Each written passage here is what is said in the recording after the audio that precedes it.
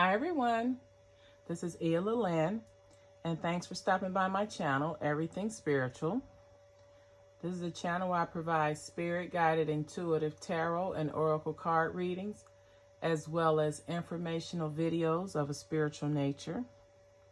Today I'm going to do my July 12th house astrology reading for the sign of Libra. Libra's dates are September 23rd through October 22nd. Libra is ruled by the planet Venus. Libras are generally active, extrovert type of people. They're very self-expressive, and they're natural leaders. They like to control relationships, social events, and they like challenge. So let's go ahead and see what July has for Libras. I'm actually using the New Era Elements Tarot deck for my primary cards, and the Lenormand Oracle deck for my clarifier, as well as the Gilded Revere Lenormand Oracle. Let's get started. All right, Libra, in your first house, we have the Father of Air. Now, this is a male energy. This is a male that can be either a Libra, Gemini, or Aquarius. This is someone who's very wise, who's intuitive. This is someone who has intuition and clarity. So some of you Libras out there are viewed as someone who are able to look at people, because you have the 20. This means social gatherings or social networking. So you're able to, in a crowd of people or a group of people, assess who is deceitful. You're able to assess people's true intentions. Maybe you're psychic, or you have really strong intuition, but you're able to see things for as they actually are. You're able to see the fine print. Now, this card is in reverse. But you're able to see things as they are. You're able to look at the fine print. So some of you Libras, in your first house, you're viewed as someone who's very intuitive and who is a good judge of character.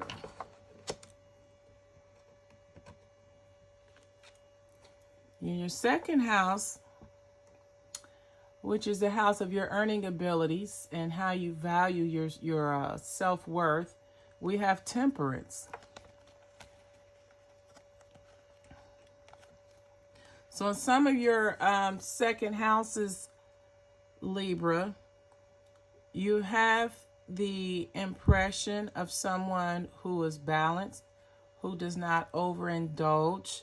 You're someone who you don't work too hard, and you don't spend all your money. You keep everything in balance. You see, you have obstacles.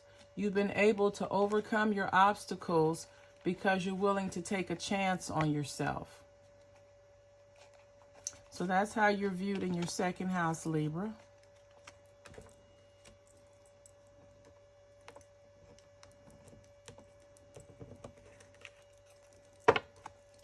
The third house is the house of how you connect to your immediate environment, how you communicate in that environment, and short journeys in your lower level education. So we have someone here in their third house, Libra, who you're very strong. You're a strong communicator. You have a very strong impact. You have a strong impression. You make a very strong impression on your, you have a very strong impact on your immediate community, your environment. You're able to take things that are unclear or cloudy, and you have the wisdom and knowledge to cut through, to get through the truth. So in your community, you're viewed as someone that's very wise, and that may be even intuitive, because you're able to come up with ideas and solutions and remove lies and deception to get to the truth.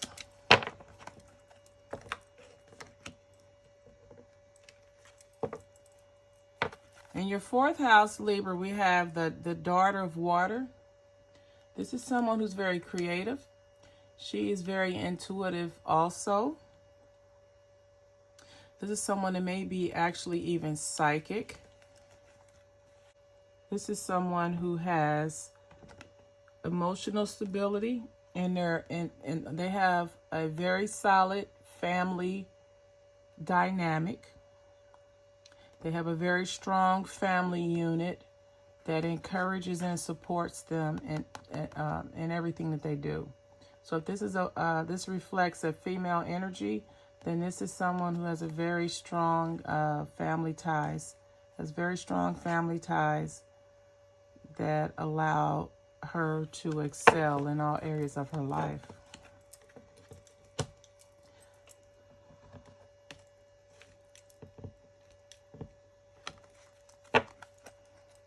The fifth house is the house of your love affairs, short-term romances, flings. Now here you have the Ace of Waters. Generally means that you are about to start a new relationship, or the relationship that you're in, it may be going to another level. Libra, you may be in a relationship with someone who's either a Cancer, Scorpio, or Pisces. But the relationship is either going to be a new relationship, or the relationship is going to deepen. Now, looking at the cards, to clarify that deepening or a new love in your relationship, you have the 4, which is house, home. You may live in a very big home, a beautiful home, or you may have a very solid foundation in your relationship. Now you have the 12, which is the birds, and the birds indicate gossiping, chit-chatter.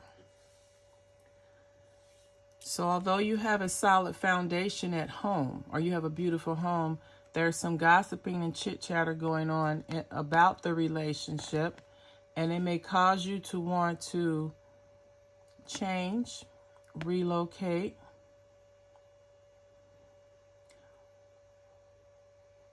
or do something to improve or change the current situation. And the change may be due to the gossiping. But that's your fourth, that's what's going on in your fifth house, Libra. Now your sixth house, the house of work, health, and service. We have the 10 of water, which is repletion. And this is basically saying that in your sixth house, when it comes to your work, health, or service, and this would be your work, you've gotten to the point where you can sit back and relax. You can let go of things because you have hope, and you know that everything is going to work out, and you're very prosperous. You have abundance. You have an abundance of resources, or you have an abundance of income, or finances, or resources as a result of your work. And then you also have the whip here. And this is just indicating that you're able to whip yourself into shape. You're able to work hard to get to a place where you can let go and be carefree. And also you've worked hard, so now you have the financial security and prosperity that you've always wanted.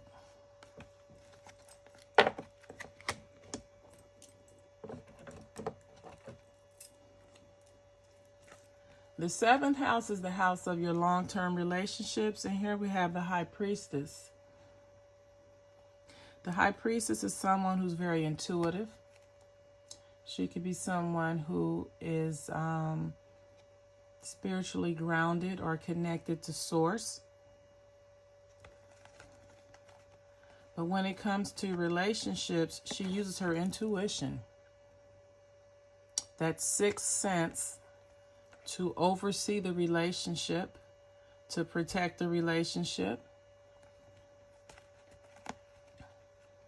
And she's also, her intuition allows her to keep secrets, keep her relationship secrets to herself. And this could be to prevent your relationship from deteriorating. Because the 7th house is the house of friends and partnerships, relationships and contracts. So here you have someone that's very intuitive. And you see she has a deck here, so she's into the metaphysics, or she's a reader, or she's someone that receives intuition from above. And that intuition allows her to be strong and maintain her position in the relationship as a protector and overseer. You see the bear is up on a hill, and it looks as if he is looking out, he's watching over that which he loves or she loves or protects. This could also indicate a mother bear. But you're very intuitive, you're very protective over your relationship, and you're able to keep your relationship secrets. And that's basically just keeping people out of your business also, because sometimes when you share details of your relationship, it can make things worse. So you just have to practice discernment. The 8th house is the house of secrets. It's the house of regeneration. It's the house of shared assets, meaning your finances and wills if you're in a married situation, and also the house of sexual activity. So in our 8th house in our relationship, there's some deception going on. And since the 8th house deals with assets, there may be some deception regarding shared assets or finances or the wills.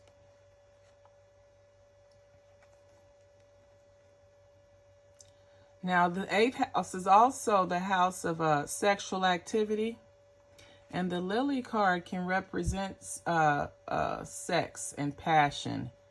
So this may be the ending of a healthy sex life. And the deception may be the ending, the reason why there is no sex in your sex life.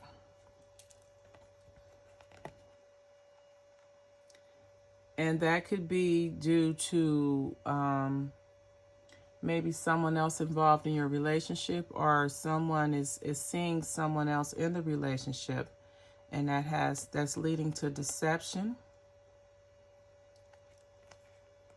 And you're thinking that your sex life is over because of the deception.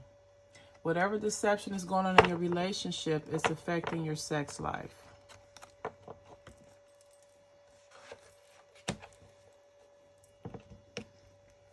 The 9th house is the house of your higher-mindedness. It's the house of intuition, or your expanded consciousness, where you pray or meditate or connect to Source. So your ninth house, you have the Empress. And this is someone that's a nurturer. This is a mother. This is someone that's fertile. This is someone that can provide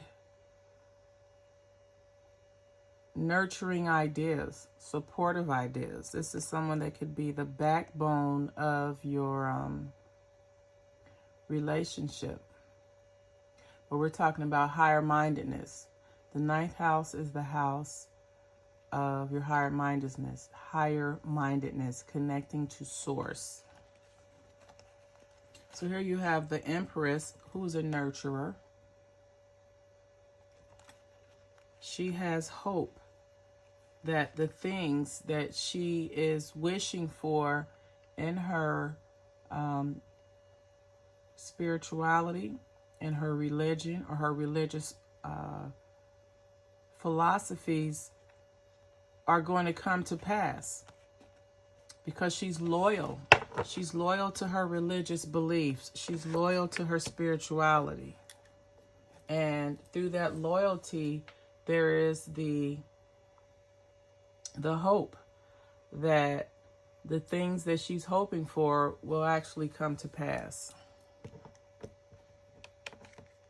The 10th house is the house of your career, reputation, and professional achievements.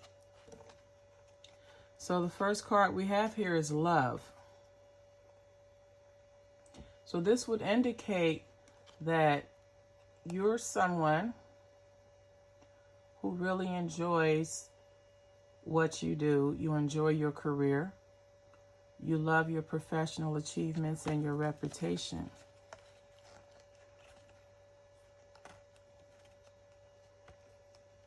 And through that reputation, you have longevity.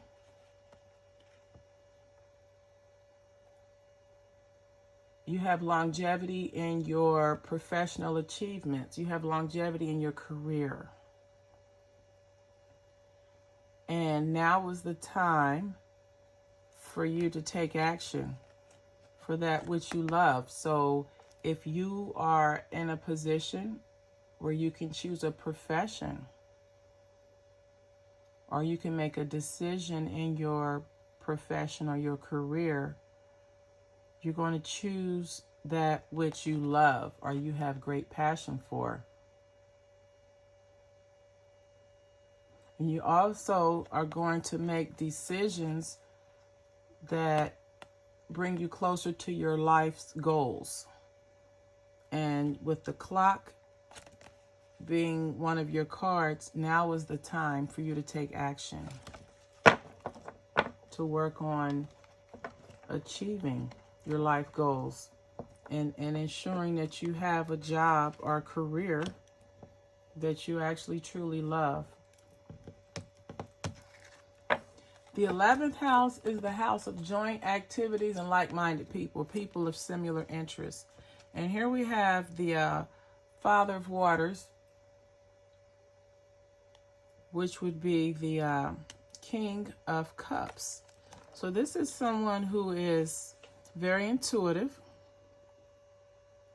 This is someone who's an older male who has wisdom. And someone that's very close to their roots. So this alone is someone that's a mentor. Yeah, he's a mentor. So whatever this is a male energy. So this is a male that would be a Cancer, Scorpio, or Pisces.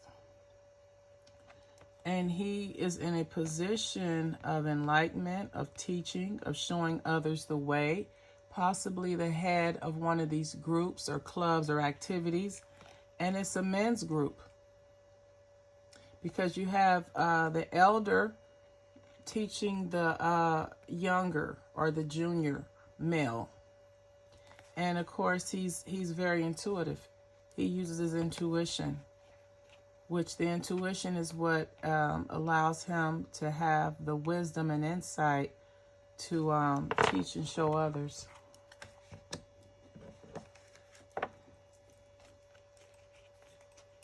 In your 12th house, Libra, we have that's the house of karma. This is basically the house of where you get what you deserve, or the results of your past actions come to fruition. And here we have the Devil card. So this alone tells me that some of you all in your 12th house, you have lived your life by giving in to your lower level desires, lust, greed, gluttony. You've given in to your lower level desires. You've given in to your ego. The results of your past actions have shown that you have had an infatuation or a love with those activities and behaviors that are associated with your shadow self. And that most likely you're going to have some type of karma that is going to be a result of you feeding your lower energies, you feeding the lust, the gluttony, the greed, the selfishness, all of those things that you've done in the past. You've had such a great love for them that now you're going to